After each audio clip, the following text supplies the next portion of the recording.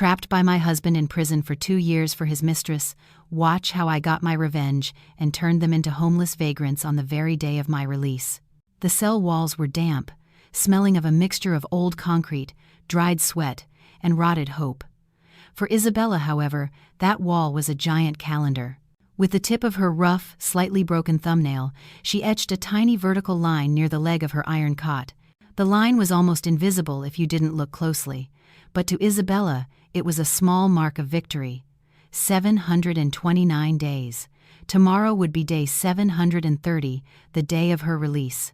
Isabella took a deep breath, filling her lungs with the stale air of the Rockland Women's Correctional Facility. She sat cross-legged on the thin mattress that had been her home for the last 2 years. Before this, she slept in a king-sized bed with Egyptian cotton sheets in a lavish penthouse on the Upper East Side of Manhattan. Before this, she was the wife of Jackson Monroe, a rising star in real estate development. Now, she was just inmate number 304. The memory returned like an unstoppable tide. The flashes of reporters' cameras in the courthouse, the condescending gaze of the judge. And there, on the witness stand, was Jackson, sitting in an impeccably rolled-up white shirt, his face tilted in a perfectly feigned sorrow. "I loved my wife, Your Honor." Jackson's voice trembled then. "It was an Oscar-worthy performance, but I cannot condone her actions. She pushed Sophia out of jealousy. She killed our unborn child." Then there was Sophia, Jackson's personal assistant and also his mistress. Sophia, sitting in a wheelchair. Her face was pale, devoid of makeup, deliberately designed to look pitiful as she clutched her flat stomach. Crocodile tears streamed down her cheeks as she pointed a trembling finger at Isabella. Mrs. Monroe screamed at me, calling me a whore. Then she pushed me down the stairs. I felt the blood. A lie. It was all a lie. That day, Isabella did go to Jackson's office to demand an explanation for the affair she had discovered, but she never touched Sophia. It was Sophia who hysterically backed away and slipped, or perhaps threw herself, down the emergency stairwell that was covered by only one security camera. The footage from that camera was strangely corrupted during the crucial minutes, leaving only the image of an enraged Isabella at the top of the stairs. A 2-year sentence, aggravated assault resulting in the death of a fetus. When the judge's gavel struck, Isabella's world collapsed. She saw Jackson embrace Sophia, consoling that viper. But in that embrace, Isabella caught a split second where Jackson looked at her, not with guilt, but with a cold, calculating gaze. The look of someone who had just eliminated the sole obstacle to a multi-million-dollar inheritance. Isabella, daydreaming again. A gruff voice snapped her out of her trance. It was Carla, her cellmate, a middle-aged woman imprisoned for a pyramid scheme. Isabella turned with a neutral expression. In these 2 years, she had learned to shut off her emotions. Tears were a luxury she couldn't afford in this place. "Just counting, Carla," Isabella replied quietly. "You're getting out tomorrow. If I were you, I'd be thanking God so hard I'd get a bump on my forehead." Carla laughed as she folded her prison uniform. "But you're weird, Bella. You're too calm. Like someone going to the grocery store, not someone getting out of hell." Isabella managed a faint smile, a smile that didn't reach her eyes. "Because the real hell isn't in here, Carla. The real hell is out there waiting for me." Isabella stood up, smoothing her blanket. "And this time, I'll be the one holding the torch." 10 a.m. Visiting hours. The sound of the correctional officer's heavy footsteps echoed down the cell block. Normally, this was the most anticipated hour for the inmates, the hope of receiving a package from a relative or just seeing their children's faces. But for Isabella, this hour was a test of patience. "Isabella Vance, you have a visitor," the hefty female officer yelled from the other side of the bars. Isabella didn't move from her position, reading a book in the corner of the cell. She didn't even lift her head. "Who?" she asked, though she already knew the answer. "Who do you think?" "Your faithful husband and his young lady," the officer mocked. Despite her toughness, the woman felt a certain sympathy for Isabella. The whole prison knew how diligent Jackson and Sophia were with their visits. To an outsider, It looked like an act of responsibility and repentance, but the officers who often saw their interactions knew something was off. "Tell them I'm sick. Or dead." "Whatever," Isabella answered coldly, turning a page in her book. "Bella," Carla whispered. "It's the last month. You're out tomorrow. Why not see them one last time? Maybe they'll bring you some money." Isabella slammed the book shut. "I don't need their money, Carla. Besides, they don't come to give, they come to take." The officer sighed.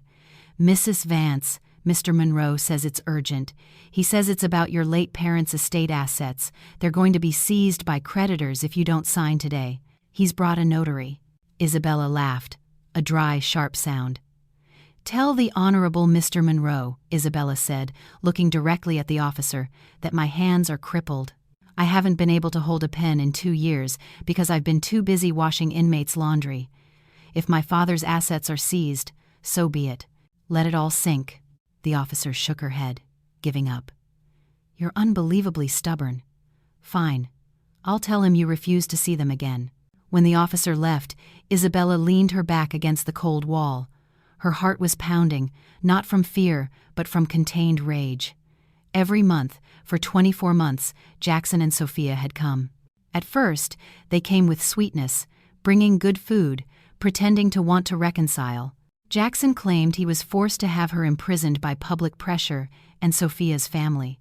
But Isabella knew that a week after she entered prison, Jackson tried to liquidate a trust fund in her father's name worth $3 million. The bank refused because it needed Isabella's signature as the sole heir. From that moment on, their visits became psychological torture. Jackson would plead, then threaten. Sophia would cry, then mock. They needed that signature. Jackson's business empire, which looked magnificent, was actually rotten. Its primary capital had always come from infusions of funds from Isabella's father. Without Isabella, Jackson was just the captain of a sinking ship. "Just you wait," Isabella whispered to the empty air. "You won't get my signature. You'll get me." In the air-conditioned visiting room, Jackson Monroe loosened his tie abruptly. Cold sweat beaded on his temples. "She refused again?" Jackson asked, almost shouting, when the officer returned alone. The officer nodded indifferently. "She says her hands are crippled, sir. She can't sign." "That lunatic!" Sophia, sitting next to Jackson, slammed her Hermes bag on the table. "She's doing it on purpose. She knows the company audit starts tomorrow. If we can't liquidate her father's trust fund today to cover the hole in the balance sheet, we're finished." Jackson massaged the bridge of his throbbing nose. His usually handsome face now looked older than his 35 years. The last 2 years had been a logistical nightmare for him. He thought getting rid of Isabella would make things easier. Isabella was a meek, submissive homemaker, or so he believed. He thought throwing her in prison would break her spirit, that she would sign anything in exchange for an early release or better conditions, but the Isabella in prison had become a rock. She refused sentence reductions, refused privileges, and worst of all, refused to cede power over the assets of her father, Richard Vance. Although Jackson already controlled the operations of his father-in-law's company without legal ownership of the shares, he couldn't mortgage the vital assets to get new loans. "Calm down, Sophia.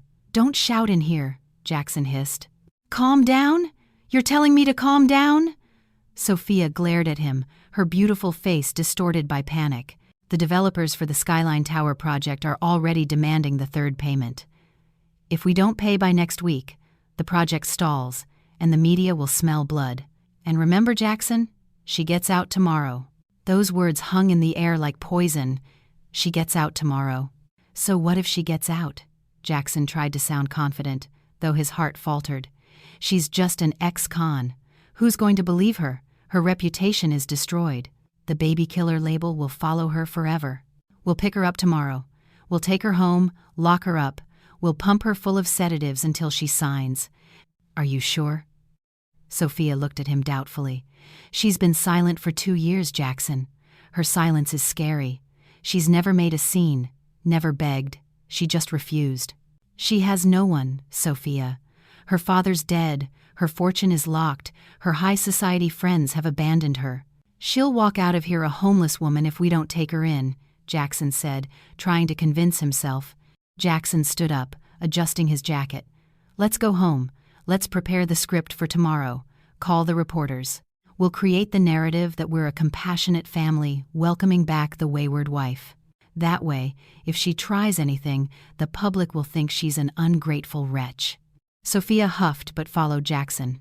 As they walked to the waiting black Mercedes, they didn't realize their seemingly perfect plan was hanging by a very thin, very taut thread, about to snap. Night fell on the prison, bringing a bone-chilling cold. In the small library, rarely visited by other inmates, Isabella sat across from an older woman with short white hair. It was Eleanor Shaw, a famous former lawyer imprisoned 5 years ago, used as a scapegoat in a high-profile political corruption case. Eleanor was Isabella's unofficial mentor inside. "Ready for tomorrow, kid?" Eleanor asked. Her voice was raspy but full of authority. Isabella nodded. "Mentally, I'm ready, Eleanor. But what about the documents?" Eleanor smiled mysteriously, reached into her pocket, and pulled out a small, smuggled USB drive. "My protégé, Matthew, has everything secured on the outside," Eleanor whispered. "He's brilliant, just like I was at his age. He's traced the flow of funds from Jackson's company." Jackson was careless. He used a shell corporation in the Cayman Islands to launder project money, but he listed his own mother as the director. An amateur. Isabella's eyes gleamed coldly. "And Sophia's medical proof?" "Safe," Eleanor replied. "Matthew managed to get close to the nurse who treated Sophia. Turns out the nurse kept a copy of the original, undestroyed medical file. Sophia suffered a miscarriage 2 days before the stairwell incident due to an overdose of illegal diet pills. She was already bleeding when she left home that day." Isabella clenched her fists under the table. The truth was painful, but also liberating. She had never killed anyone. The guilt that had tormented her in the first few months vanished without a trace, replaced by the embers of a fiercely burning vengeance. "Thank you, Eleanor. I don't know how I can ever repay you," Isabella's voice trembled. Eleanor patted her hand. "Repay me by winning, Isabella. Win for all of us who have been silenced by arrogant men and a corrupt system. When you walk out of here, you won't be the naive Isabella anymore. You will be the CEO of your own life." Eleanor leaned in. "Remember our strategy. Don't attack directly. Let them feel superior first. Let Jackson believe he still has control. When he lets his guard down, when he feels secure on his throne, that's when you pull the rug out from under him. First step, asset freeze," Isabella murmured, repeating the plan they had mapped out for months. "Exactly," Eleanor nodded. "Based on your father's original will, the one you left in a safe deposit box at a different bank that Jackson, luckily, didn't know about, you have absolute veto power. The moment you walk out and activate your status with the board, every single penny leaving the company accounts will need your approval." Isabella pictured Jackson's face when his credit card was declined.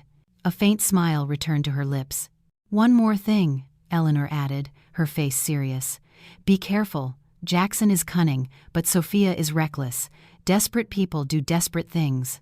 "I already died once 2 years ago, Eleanor," Isabella replied calmly. "They can't kill someone who's already dead." Her last night, Isabella couldn't sleep. She spent it packing her few belongings, a few books, a toothbrush, a change of clothes she wore when she came in, and a small, crumpled photo of her father. She distributed the rest of her soap, shampoo, and some food among her cellmates. An emotional atmosphere enveloped cell number 12. "Don't forget about us, huh, Bella?" Carla said with teary eyes. "I won't," Isabella promised. "I'll be back, not as an inmate, but as someone who will help with your case, Carla." At dawn, Isabella stood before the small, cracked mirror above the sink. She studied her reflection. Her hair, once long and manicured, was now cut to shoulder length and somewhat coarse. Her skin was no longer as soft. There was a hardness to her features. Her eyes, once soft and full of love, were now dark and deep like the ocean on a stormy night. She was no longer the sweet Mrs. Monroe. She was no longer Richard Vance's spoiled little girl. Prison had stripped her of all her naivety and weakness, leaving behind a core of indestructible steel. She touched her chest. Her heart beat steadily, without fear. There was only a sharp focus. Outside these walls, Jackson and Sophia were probably sleeping soundly on a plush mattress bought with her father's money, or maybe they were nervously thinking about the audit. They didn't know a storm was heading their way. They believed the Isabella who would walk out tomorrow would be a broken, shamed, and poor woman. They thought they were coming to pick up a wounded sheep. How wrong they were. The cell door would open in a few hours. Isabella put on her old white shirt, the only decent piece of clothing she had. The shirt was now a bit loose on her thinner frame. She buttoned it up to the collar as if putting on armor. Isabella sat on the edge of the bed, waiting for the sound of the key turning in the lock. She whispered a promise to herself, a promise that would fuel her every step from that moment on. Jackson, Sophia, enjoy your fancy breakfast this morning, because it will be the last decent meal you'll be able to swallow in peace. The metallic clang of the lock echoed. The cell door swung open. The light from the hallway spilled in. The game had begun. The morning sun shone brightly on the prison's outer courtyard, as if trying to burn away the sins locked behind the concrete walls. However, the sun's heat was outmatched by the heat from the camera flashes. Jackson Monroe waited by the exit gate, dressed in a perfectly tailored dark blue Armani suit. Beside him, Sophia, in a discreet ivory-white knee-length dress, her hair pulled back in an elegant bun, held a bouquet of white roses. They looked like a couple from the cover of a lifestyle magazine, if you ignored the fact they were waiting for Jackson's ex-wife to be released from prison. "Do there have to be so many reporters?" Sophia hissed under her breath, maintaining a stiff smile for the cameras. "There have to be," Jackson replied without looking at her, giving a brief wave to the crowd of reporters. "We need to control the narrative from the first second she steps out. The headline has to be, 'Devoted husband welcomes home repentant wife, not ex-con seeks revenge.'" Jackson looked at his watch, worth tens of thousands of dollars. His heart beat with anxiety. He hadn't slept all night thinking about the audit starting today. He needed Isabella's signature before lunch, or the bank would start freezing his operating credit lines. "The gate is opening," one of the photographers shouted. The groan of the old iron gate sliding open broke the tension, all lenses focused on the dark opening. Slowly, a figure emerged. Isabella Vance. She didn't walk with her head down, as shamed inmates often do upon release. She walked tall. Her steps were firm and measured. She wore a simple, slightly oversized white shirt and faded jeans, the same clothes she wore when she was arrested 2 years ago. Her short, shoulder-length hair framed a sharp, pale face, unadorned by makeup or jewelry. But something was different. Her eyes. Isabella's eyes scanned the crowd of journalists and settled on Jackson and Sophia.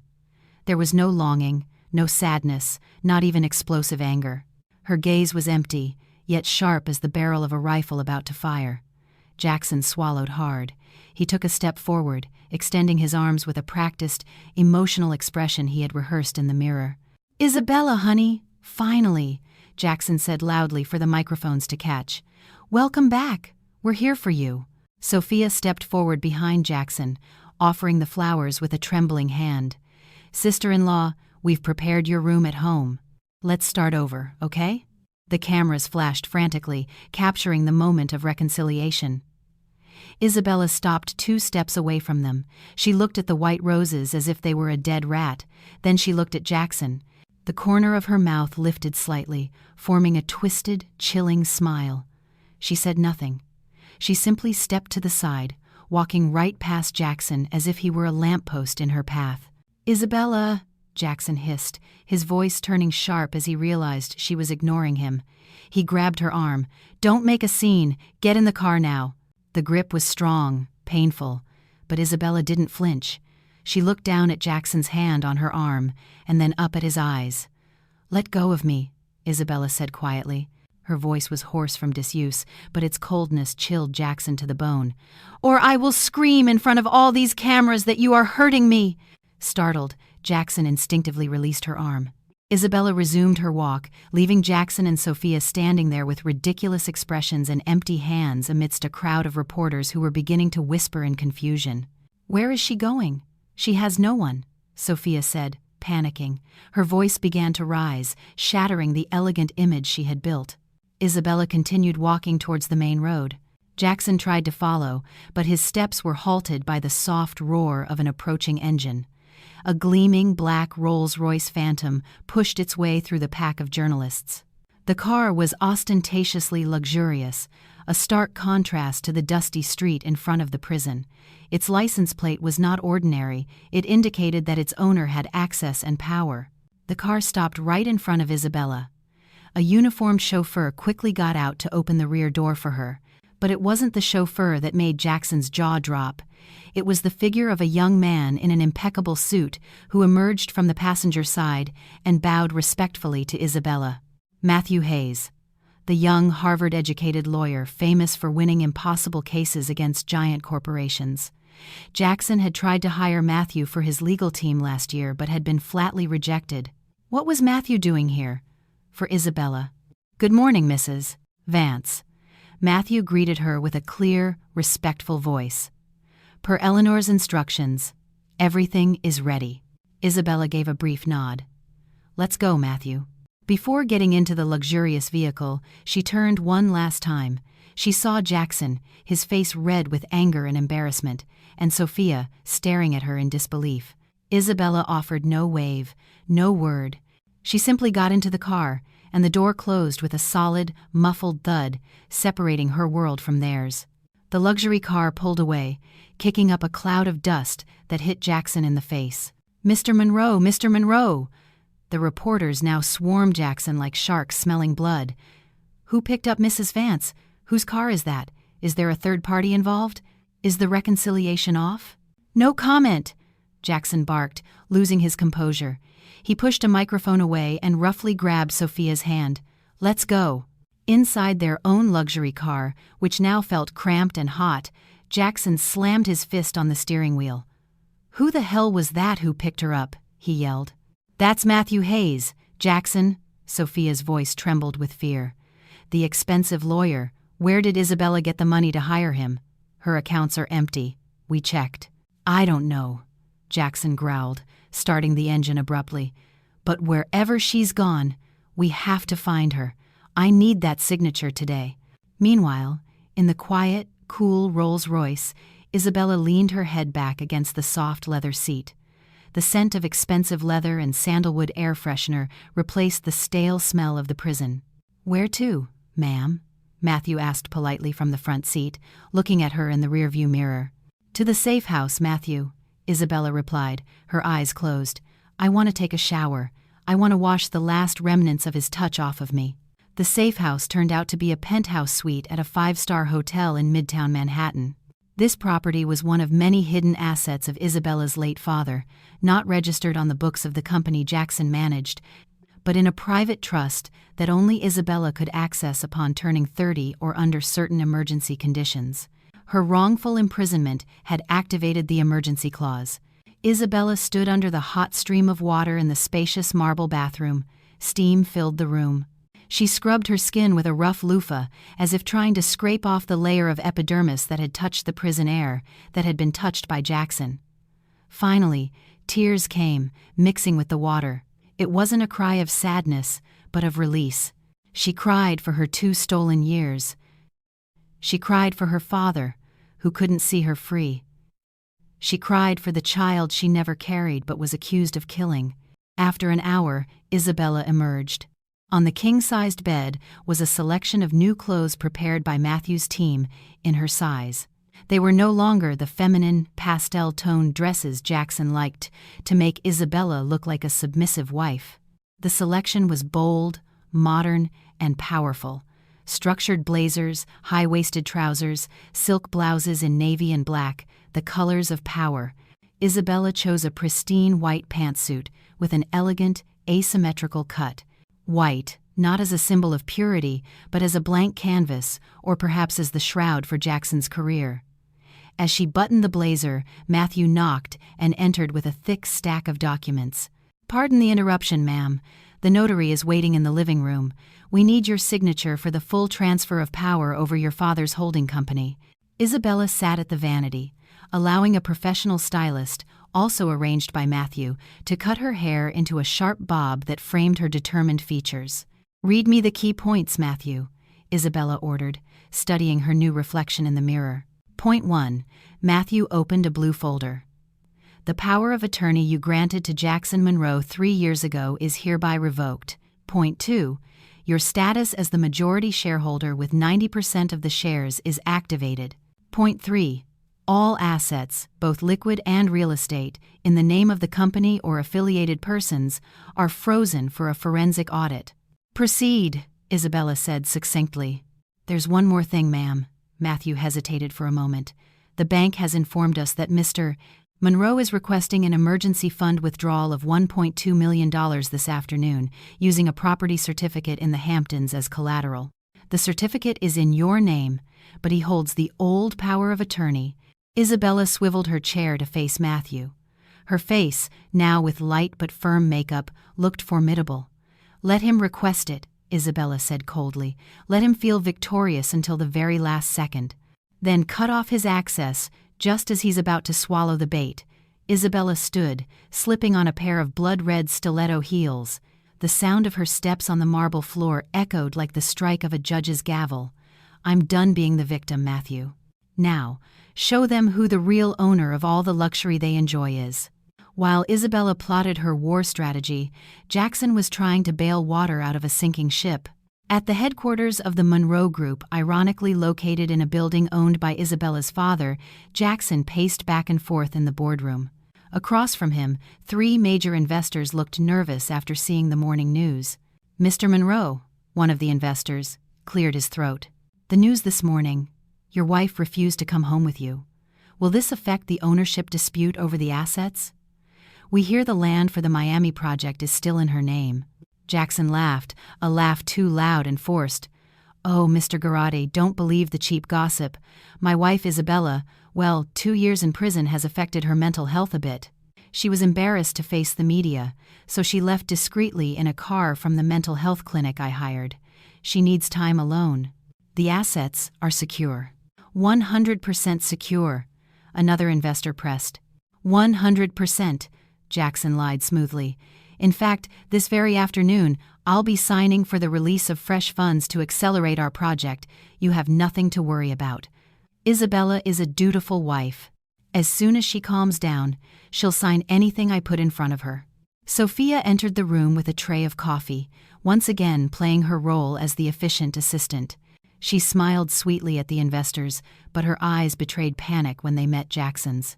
When the investors left, placated with promises, Sophia slammed the tray on the table. Are you insane, Jackson? A mental health clinic? What if the reporters investigate?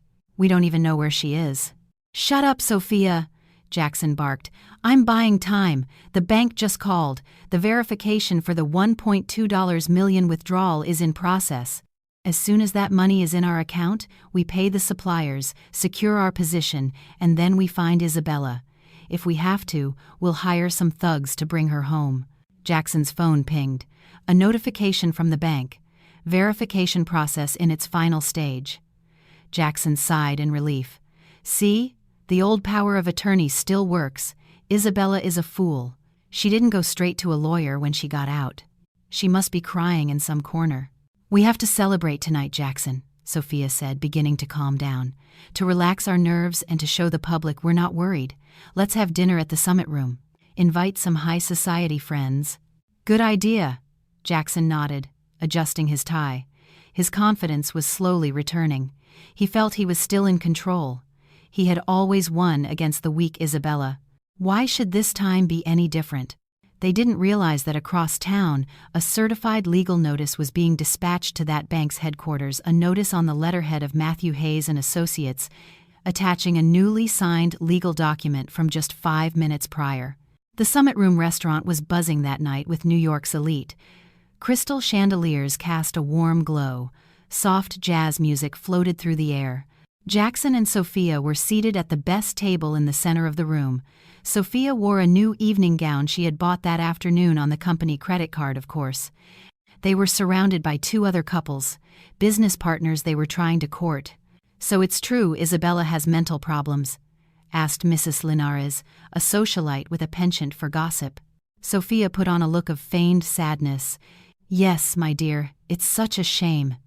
This morning, she didn't even recognize Jackson. She was hallucinating. The doctor says she needs intensive treatment. We're so worried. You two are saints, praised Mrs. Linares's husband, to continue caring for the woman who tried to kill your child. Jackson smiled humbly, raising his wineglass. Family is family, sir. I could never abandon Isabella. Let's toast to a better future. The glasses clinked. Jackson felt victorious. The narrative had been controlled. The money would arrive tomorrow morning. Life was getting back to normal. Excuse me, sir. A waiter approached with a credit card machine to charge for an extra bottle of Dom Perignon and the dinner bill. Jackson casually pulled out his corporate black card. The card was linked directly to the main company account with a limitless ceiling. Go ahead, Jackson said without looking at the bill. The waiter inserted the card, waited a moment, then frowned. He tried again. I'm sorry, sir, the card has been declined, the waiter whispered politely. The laughter at the table ceased. Jackson's face flushed. Impossible. Try it again. Your machine is probably broken. The waiter tried again. A long, painful beep sounded. Still declined, sir. The reason given is to contact issuer. Use mine. Sophia quickly pulled out her credit card, an additional card from the same account. The result was the same. Declined. Cold sweat began to trickle down Jackson's back. The guests started looking at each other uncomfortably.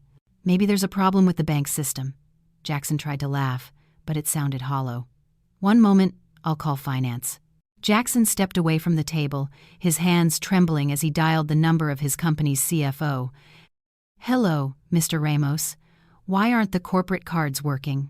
Did you forget to pay the bill? Jackson barked in a whisper. On the other end of the line, Mr. Ramos's voice sounded panicked and breathless. Mr. Monroe, I was just about to call you. It's a disaster, sir. All the company accounts have been frozen. What do you mean, frozen? An order just came in from the SEC and banking regulators. There's a total lockdown instruction at the request of the new majority shareholder based on a clause of asset mismanagement. And, sir, that $1.2 million we requested this afternoon, the transaction was automatically canceled. Jackson's world tilted on its axis. New majority shareholder? Who? Mrs. Isabella Vance, sir, Mr. Ramos replied quietly. Her lawyer just sent over the articles of corporate restructuring. You were removed as CEO at 5 p.m. this afternoon. All of your access has been revoked. Jackson dropped the phone. He turned to the restaurant's large picture window. Across the street, a giant screen that normally showed cosmetic ads suddenly changed. It was a breaking news story.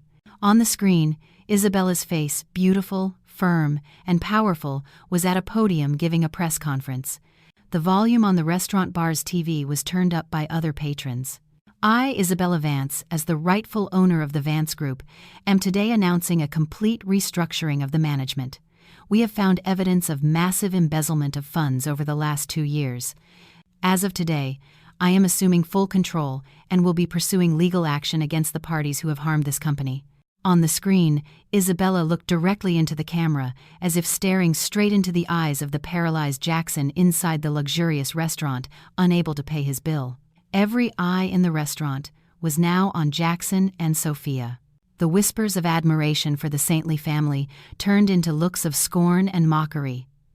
Jackson felt his knees buckle. It wasn't just a declined credit card. It was checkmate, and Isabella had just moved her first piece. The next morning, New York City woke up to an explosion not of a bomb, but of information that destroyed a reputation in seconds. In her penthouse, Isabella sipped a cup of chamomile tea while looking at her tablet. Matthew sat across from her, smiling with satisfaction. Number 1 trending topic on X, Instagram, and TikTok, Matthew reported. The hashtags number Justice for Isabella and number Monroe Reed scandal have already reached 2 million mentions in an hour. Isabella swiped her finger across the screen. An anonymous account managed by Matthew's investigative team had released an explosive file. It wasn't mere rumor. It was a high-resolution scan of the original medical file from Mount Sinai Hospital, dated September 23, 2 days before the stairwell incident that sent Isabella to prison. The document clearly read, Patient, Sophia Reed. Diagnosis, Incomplete spontaneous abortion due to consumption of hazardous chemical substances, dietary supplements. Procedure: Emergency D&C, September 23, 11:45 p.m. The document proved that when Sophia fell down the stairs on September 25th, her uterus was already empty. There was no baby for Isabella to have killed.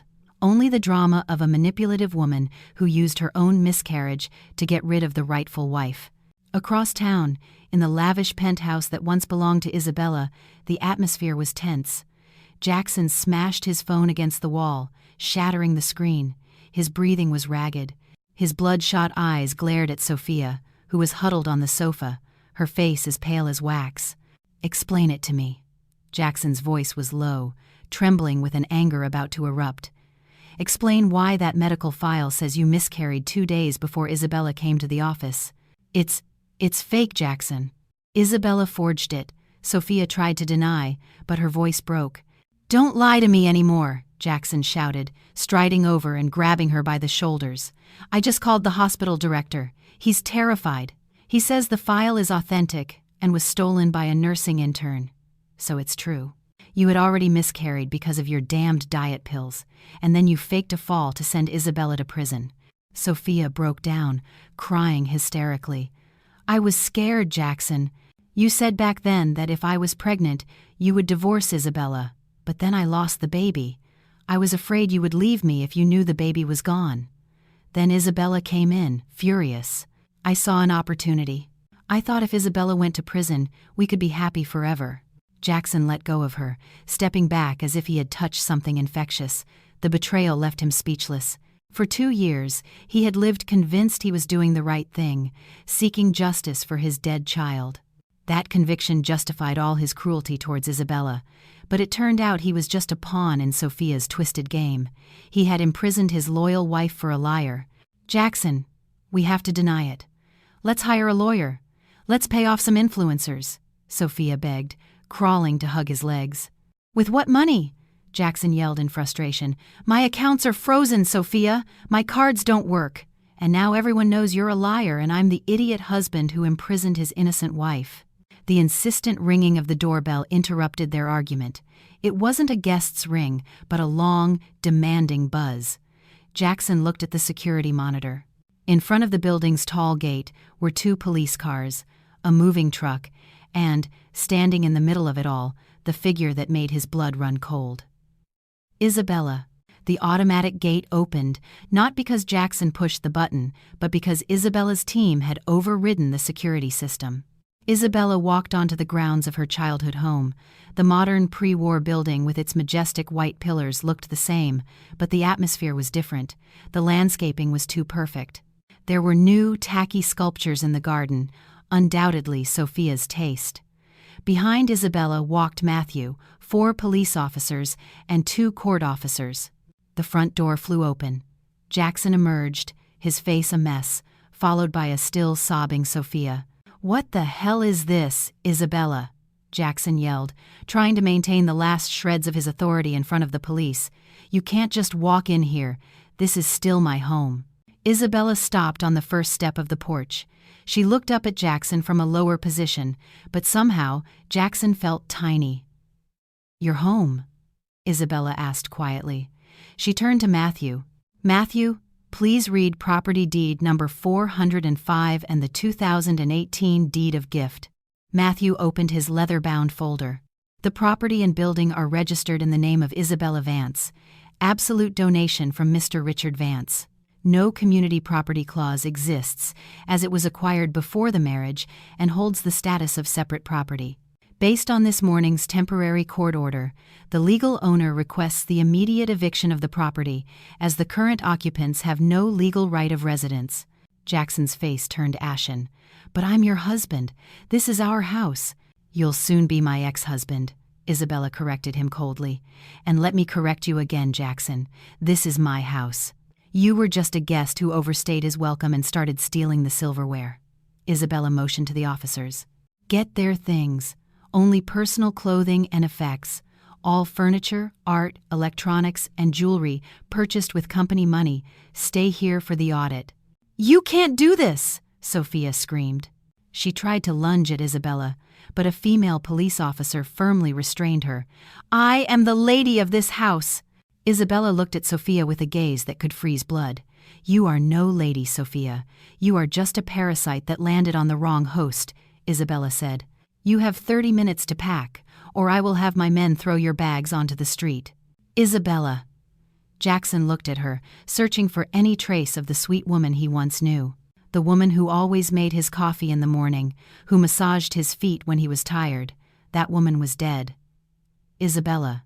Jackson's voice softened, his last attempt at manipulation. "We can talk about this calmly inside, not in front of the police. Bella, I know I was wrong, but Sophia tricked me about the pregnancy. I'm a victim too, Bella." Isabella laughed, a short, empty sound. "A victim?" Isabella took a step forward, bringing her face close to Jackson's.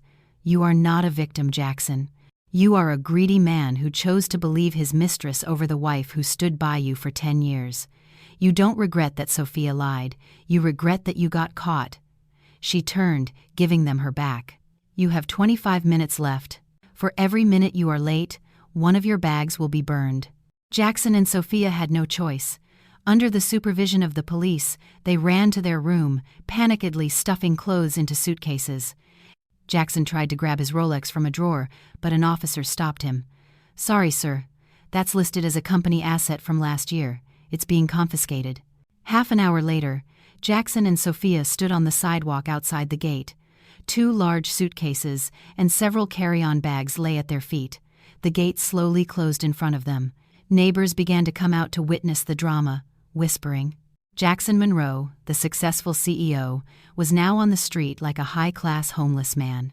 From the master bedroom window on the 2nd floor, Isabella watched them. She didn't feel happy. She just felt clean. The house could finally breathe again. The next day, the battlefield moved to the Vance Tower, a 40-story skyscraper on Park Avenue. At 9 a.m., the main boardroom on the top floor was filled with the board of directors and minority shareholders. The atmosphere was tense. The coffee served remained untouched. The double doors opened. Isabella Vance entered, flanked by Matthew and Eleanor Shaw, who was now on parole and had joined as Isabella's lead legal counsel. Isabella wore a jet-black pantsuit. Her bob was perfectly styled. She walked to the chair at the head of the table, the chair Jackson had occupied for 2 years. She sat, placing her hands on the marble tabletop. "Good morning," she greeted. Her voice was calm but commanded the room. "Apologies for the chaos of the last 2 days.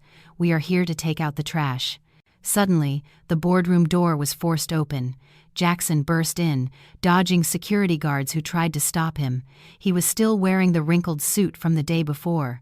"I am still the rightful CEO of this company," Jackson yelled breathlessly.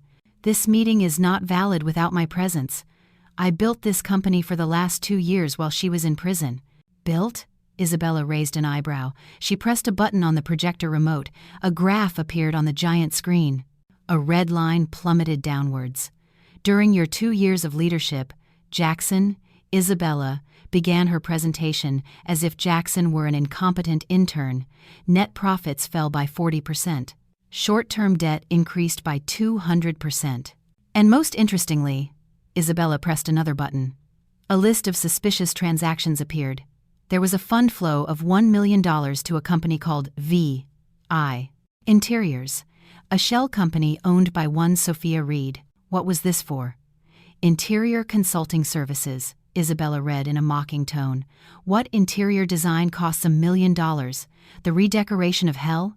The shareholders murmured uneasily. Jackson's face went pale.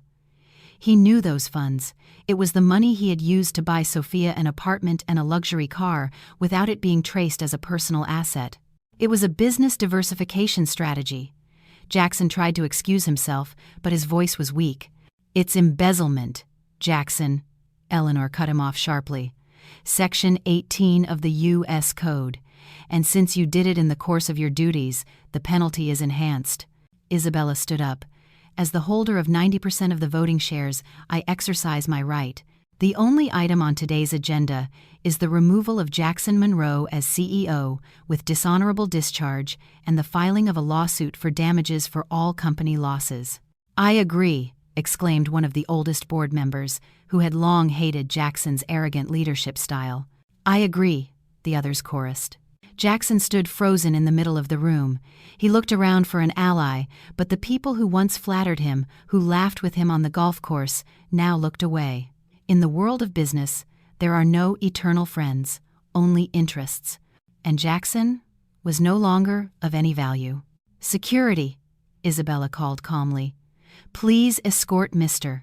Monroe out and ensure he takes nothing but the remnants of his dignity if he has any left." 2 burly security guards grabbed Jackson's arms.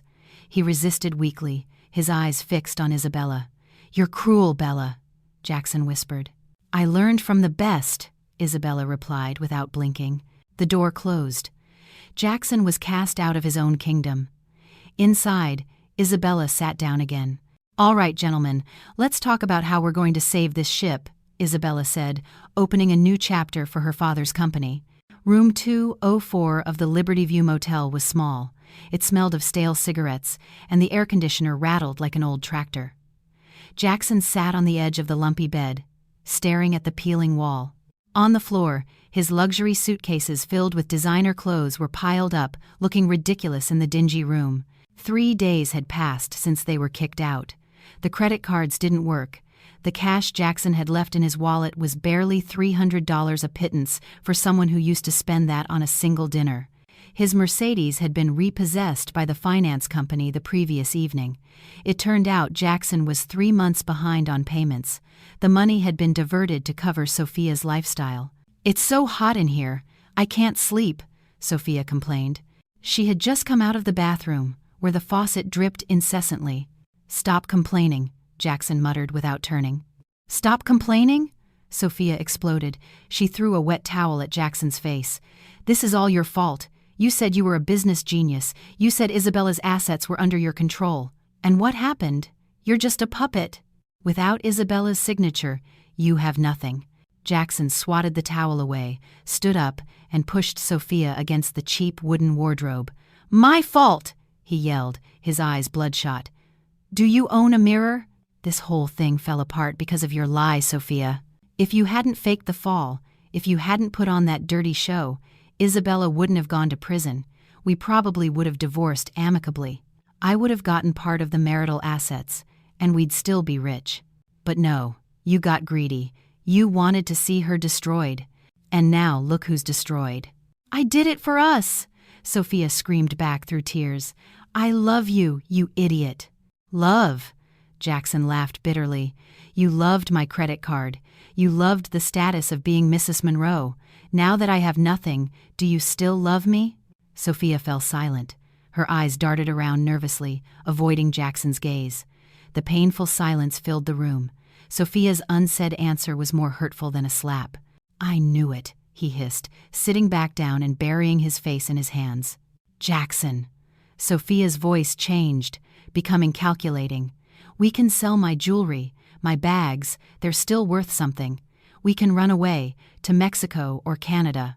Our passports are flagged, Sophia," Jackson said wearily. "A friend in law enforcement told me. Isabella moved fast. We're under surveillance, waiting for a summons." Sophia slumped to the floor, her face pale. The image of prison, the place she used to laugh about when visiting Isabella, now haunted her. She imagined a cramped cell, stale food, and a cold floor. "I don't want to go to jail, Jackson," she sobbed. "Do something. Call Isabella. Beg her for forgiveness. She loved you. She was a fool in love. There must be a way." "She's not a fool anymore," Jackson replied, staring blankly out the barred window. "She's a monster we created." The sound of a police siren wailed in the distance. To both of them, it sounded like an approaching funeral bell. The law offices of Matthew Hayes and Associates were a hive of activity. Stacks of documents piled up on the conference table. Isabella signed the last page of a 2-inch thick file. "There," she said, as Matthew closed the red binder. "The petition for a writ of habeas corpus to the Supreme Court. The new evidence, the smoking gun, is airtight," Eleanor added, sipping her coffee. "The original medical file, the testimony from the nurse who has finally decided to talk for fear of being implicated, and the missing security camera footage. a copy of which was kept by the former head of security Jackson fired. Yes, Isabella had located the security chief. It turned out Jackson had fired him without severance a week after the incident. Resentful, the man kept a copy of the hard drive as a life insurance policy. The footage clearly showed Isabella and Sophia were 6 feet apart. Sophia glanced at the camera, then deliberately let herself fall with the technique of an amateur stuntwoman. With this evidence, Matthew continued, your conviction will be vacated. The state will have to restore your good name, and history will record that you were never guilty. That's for the past, Isabella said calmly. Now for the future. Matthew handed her a second black folder. Police report number LPB 098122025. Matthew Reed. Defendants, Jackson Monroe and Sophia Reed. Charges filed. Perjury, under 18 U.S.C. Section 1621. False statements, under 18 U.S.C. Section 1001. Wire fraud, mail fraud, and money laundering. The combined sentence? Isabella asked.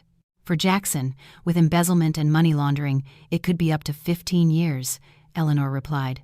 For Sophia, as the mastermind of the plot that sent an innocent person to prison, the judges will be very harsh, maybe 7 to 9 years. Isabella looked at her signature on the official paper. The black ink was still fresh. She had once signed her marriage license with a hand trembling with happiness. Now, she signed the death warrant for her ex-husband's life with a steady hand. File it, Isabella ordered. Now, Matthew asked. Now, Isabella replied. I want them to receive it while they're eating instant noodles in that disgusting motel. I want them to choke on reality. Matthew nodded and handed the file to his assistant to take to the police station. Isabella walked to the office window overlooking the Manhattan skyline. The sky was overcast, but to her, it seemed clear. Justice is slow, Isabella murmured. Eleanor came to stand beside her, putting an arm around her student and client's shoulders. It's slow, kid, but it has a very cruel sense of humor. When it arrives, it hits where it hurts the most. You're right, Eleanor. Isabella smiled faintly. They took 2 years from me. I'll take the rest of their lives from them. Isabella's phone vibrated. A text from an unknown number. Isabella, help me. Jackson hit me. I want to be a protected witness. I have more evidence about the bribe Jackson paid to the judge. Meet me. Sophia. Isabella showed the message to Eleanor and Matthew. Just as you suspected, Eleanor, Isabella said coolly. The rats start eating each other when the ship sinks. What are you going to reply? Eleanor asked. Isabella typed a short response and turned off her phone. Isabella's reply, save your story for the police, I don't care. A torrential rain fell on New York that afternoon, as if the sky were crying or perhaps washing away the city's sins. In the lobby of the Vance Tower, the atmosphere was silent despite it being closing time. Employees who normally rushed out now walked slowly, their gazes fixed on a point in the middle of the grand marble lobby. There, kneeling, was a man they once feared and respected. Jackson Monroe, his shirt untucked and hair disheveled, was on his knees on the floor. He didn't care about the whispers of the employees he once yelled at, nor the security guards who watched him with a mixture of pity and disgust. His gaze was fixed only on the VIP elevator door, which had just opened. Isabella stepped out. The sound of her stiletto heels echoed. Click, clack, click, rhythmic as the ticking of a death clock. She wore a black trench coat, elegant and untouchable. Beside her, Matthew was alert, but Isabella held up a hand, signaling him to stay back. Jackson crawled on his knees towards her. Isabella. Jackson's voice was hoarse, broken by a suppressed sob. Isabella, help me. They're looking for me. The police are outside. Isabella stopped 6 feet from Jackson. She looked down at her ex-husband, not with anger, but with the gaze of a scientist observing a dying insect. Get up, Jackson, Isabella said in a flat voice. You're in the way. Forgive me, Bella. I was wrong. I was a fool. Jackson prostrated himself, his forehead touching the cold marble. That woman bewitched me. Sophia planned everything. She forced me to bribe the judge. She faked the evidence. I still love you, Isabella. Remember our 10 years of marriage. Remember when we started with nothing. Isabella chuckled softly, a cold, piercing laugh. We started with nothing, she repeated. Correction, Jackson. I started with nothing. You were just the handsome passenger. And as for love, you don't love me. You miss my credit card. You miss the power of my signature. You miss the security I gave you. No, I swear to God. Don't bring God into this. Isabella cut him off sharply. She crouched slightly so her eyes were level with Jackson's red-rimmed ones. 2 years ago, when I knelt at your feet, begging you to believe me when I told you I didn't push Sophia, what did you do? You pushed me away. You practically spit in my face and let the police drag me away. Jackson was silent, his body trembling violently. The memory hit him.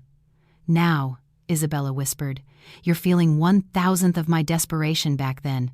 Enjoy it. It's my farewell gift. Isabella straightened up and turned to the head of security.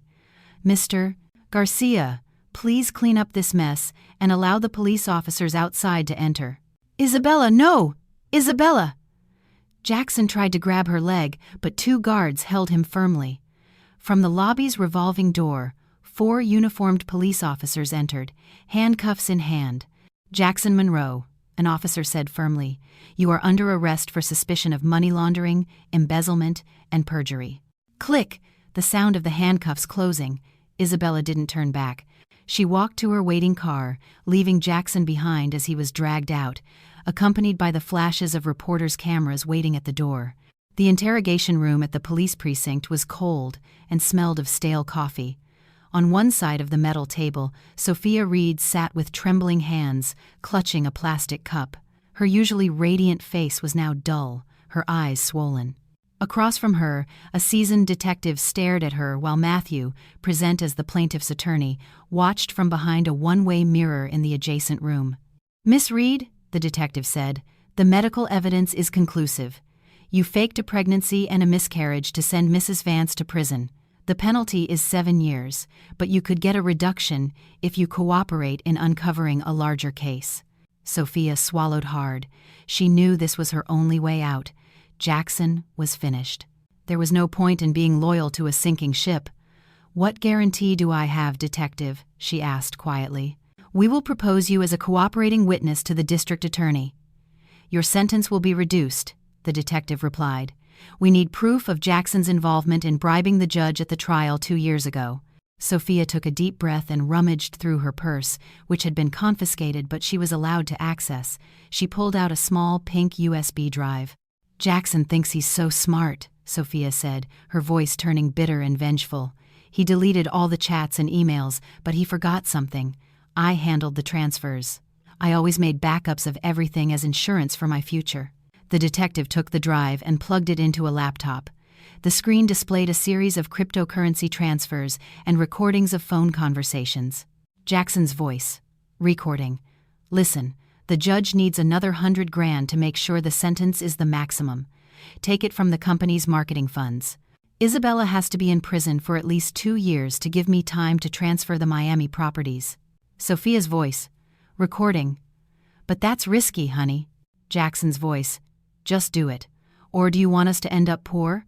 As soon as she's in that cell, we'll be king and queen. Behind the mirror, Isabella, who had just entered, stood frozen. She suspected Jackson was evil, but hearing her ex-husband directly plot her destruction with such coldness was still painful. Bastard! Matthew hissed beside her. In the interrogation room, Sophia continued her betrayal. And that's not all, detective, Sophia added, her eyes glinting with malice. Jackson also ordered someone to cut the brakes on Isabella's old lawyer's car so he couldn't attend the first appeal hearing. I have the chats with the thug he hired. The detective was stunned. The case was expanding from domestic fraud to organized crime and attempted murder. That's enough, the detective said, closing the laptop. This is enough to put Jackson in prison for life. Sophia smiled in relief, thinking she had saved herself. Thank you for your cooperation, Miss Reed, the detective said coldly. Your status is now officially that of a detainee and defendant. We will submit your request for cooperation, but remember, you are still the mastermind of the fake miscarriage. Don't expect to walk free. Sophia's smile vanished. But I helped. Helping to uncover another crime doesn't erase your own, the detective stated. Take her to the holding cells. As Sophia was being led out, she passed Jackson, who was being led into the next room. Their eyes met. There was no love, only the pure hatred of two predators devouring each other. 3 months later, in the New York State Supreme Court, the courtroom was packed. The case had become the trial of the year. The public, outraged by the injustice Isabella had suffered, filled the area around the courthouse with signs of support. Isabella sat in the front row. She looked serene, dressed entirely in white. Beside her, Eleanor squeezed her hand tightly.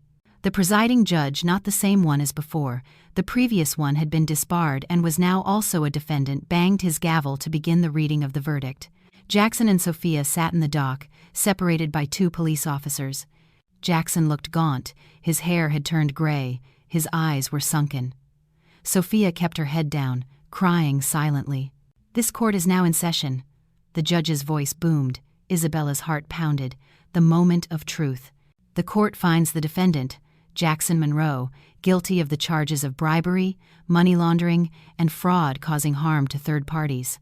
The judge took a deep breath and sentences the defendant to a term of 15 years in prison and a fine of $3 million, with a subsidiary personal liability of 1 year in prison in case of non-payment. The courtroom erupted in murmurs. Jackson slumped in his chair as if his spine had been removed. 15 years. He would get out at 50. With no money, no family, an old ex-con. And the court finds the defendant, Sophia Reed, the judge continued. Sophia looked up, hoping her cooperating status would help her, guilty of the charges of perjury and false accusation, which resulted in the deprivation of liberty of a person. Although the defendant has acted as a cooperating witness, considering her active role and malicious intent as the initiator of the deception, the court sentences the defendant to a term of 6 years in prison.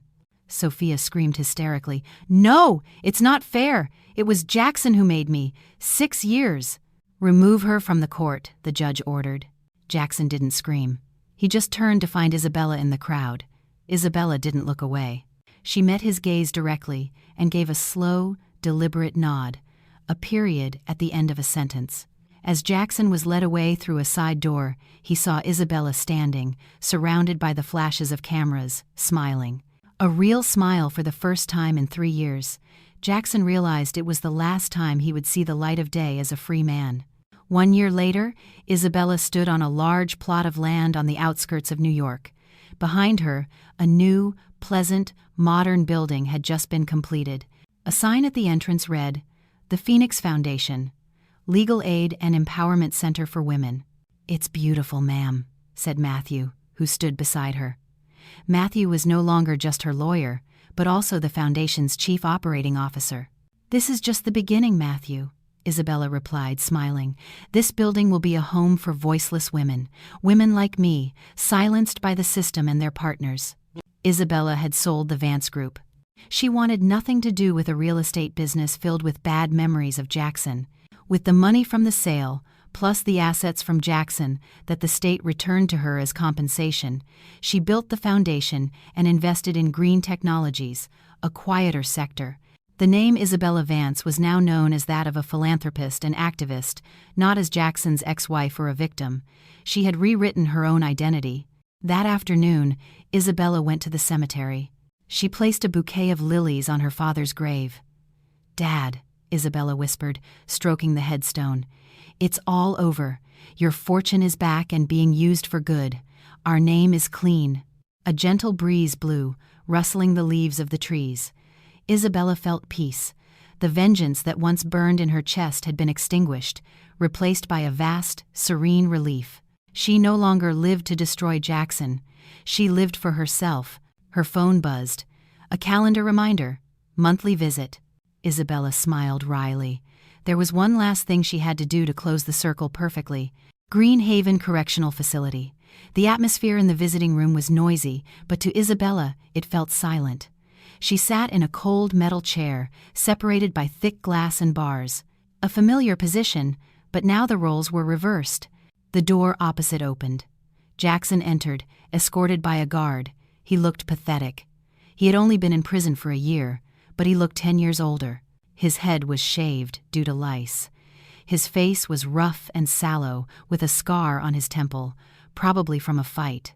His aura of arrogance was gone, replaced by the pleading look of a beaten dog. Jackson sat down. He looked at Isabella with teary eyes, as if seeing a savior angel. He picked up the intercom receiver with trembling hands. Isabella calmly lifted hers. "Isabella," Jackson's voice sounded distorted in her ear. "Thank you for coming. I knew you would.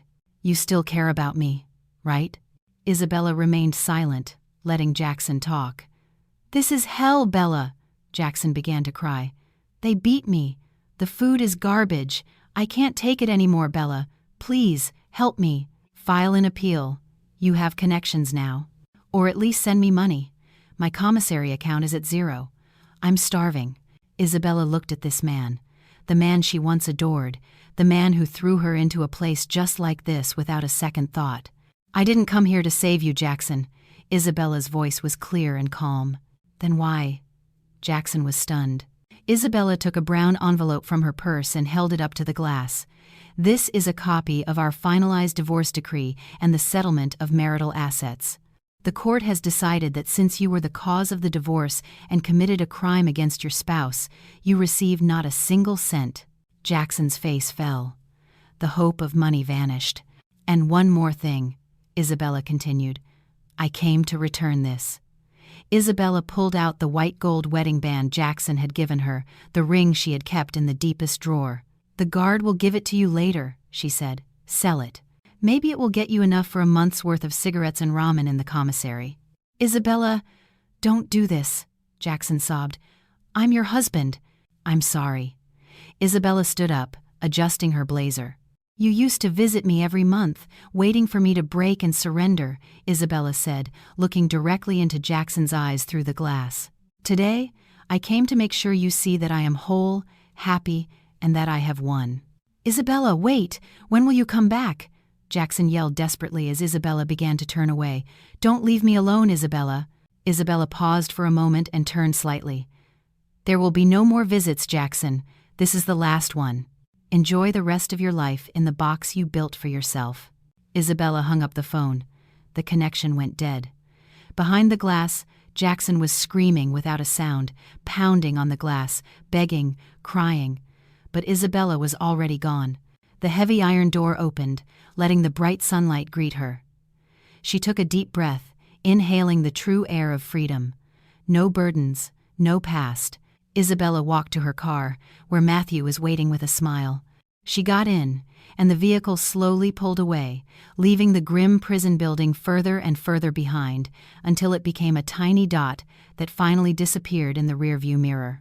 The flower had fully bloomed, and the iron bars had only been the fertilizer that made it stronger.